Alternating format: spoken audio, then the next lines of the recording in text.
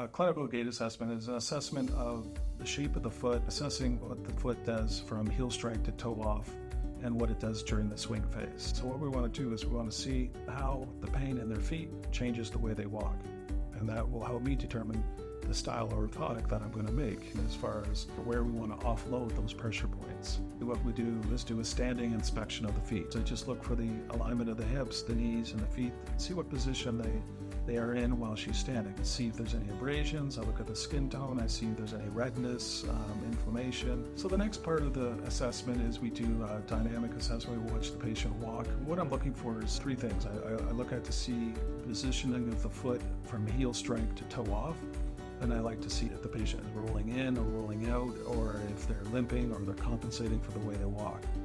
We're also looking to see if one hip is higher than the other. We look at the dropped shoulder, if the one shoulder is dropping. We just try and see basically the overall picture of the way they walk. So after we discussed some of the functions of an orthotic and how we can best help her, we take a scan of her foot, which is like a 3D image. It helps me show the pressure points. We have a lab that makes the custom-made shell of the orthotic, and then I do the modifications to the shell and add the materials as needed. If you'd like to come in for a gait assessment, we recommend that you see your family physician first. They could explain to you the foot condition that you have, and they could write up a prescription. That way, when you come to see me, we can go over the prescription and go over the guidelines of how we want to fulfill that script.